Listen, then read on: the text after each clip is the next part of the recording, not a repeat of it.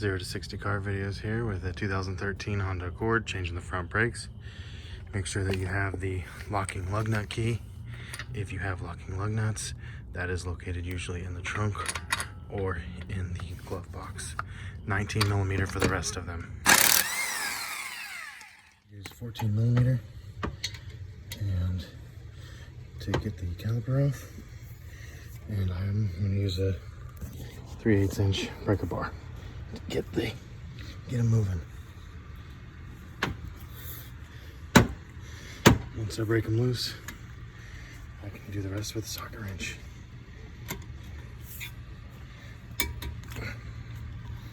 Once the 14 mil bolts are out, the caliper should slide off and expose the pads. So it's a smart idea to get it up out of the way, possibly hang it from the strut tower to where it doesn't pull on those brake lines. And now you can pull the pads off.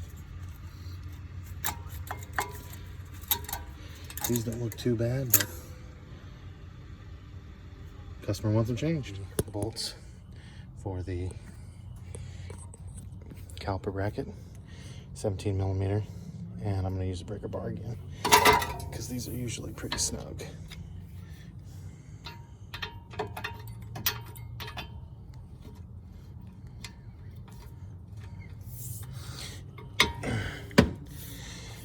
Now those are broke loose, pull those out with a socket wrench. Millimeter bolt out. This piece comes right off. The brake pads that I bought came with new resting metal pieces, so these are going to be junk too. So I'm going to go ahead and take those off. I'm also going to grease these sliding pins, but we'll get to that a little bit later. But now these calipers ready to come off.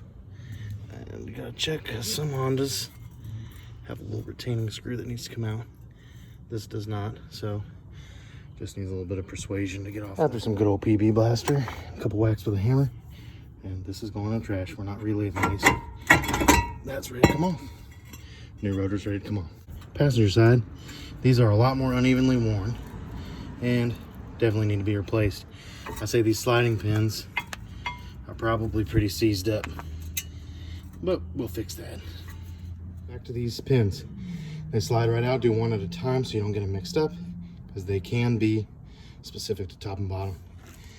And then just use, this is like $4 for a whole thing of this. Don't waste your money on those little bitty packets they try to sell you at the parts store. Just buy a whole thing. It lasts you forever. I've had this one for like 10 years. So just take you out a little. Hopefully I can get this where you can see it. You can just, doesn't have to be a whole lot. Just get these things nice and lubed up.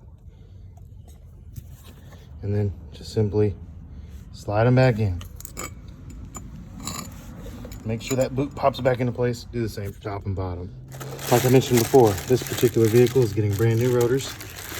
It's not getting resurfaced ones. So on brand new rotors, make sure you take brakes parts cleaner and spray it down real good to get all the grease that comes on factory off of it. Do both sides liberally. Once you have it sprayed pretty good, just slide it back on the wheel hub, and you can start putting the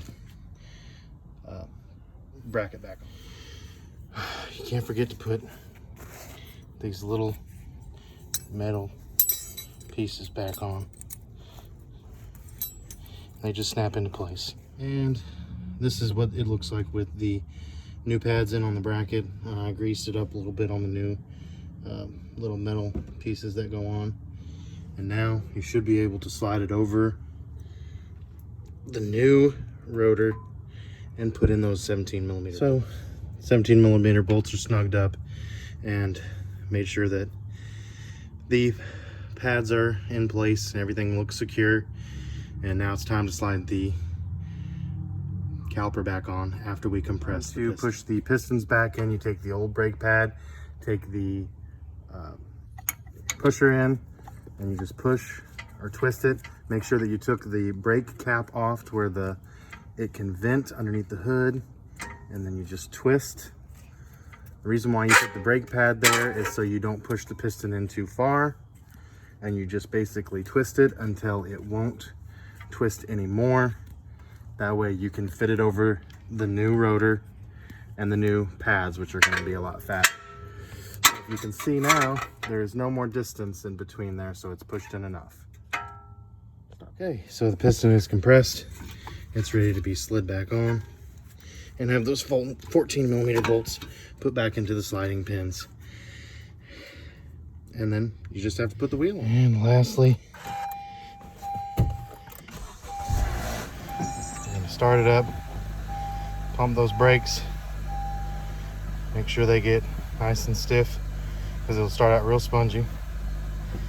I'm gonna do this before I put the wheels back on, once it feels like it's getting stiff. And of course, remember to put the cap to the brake booster back on, because you don't want to lose any of your fluid. All right, straighten the wheels back up, put the wheels back on. Lastly, as I'm putting these lug nuts back on, just want to note, of course, the procedure is the same for both sides. And make sure that you torque these lug nuts down to 80 foot-pounds. You don't want a wheel coming off on you. If you don't have a torque wrench, I would suggest you invest in one.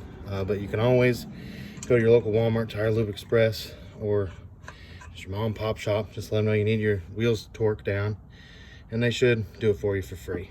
I've never had anybody charge me, but of course, last several years I've had my own torque wrench. If you have any questions, just let me know.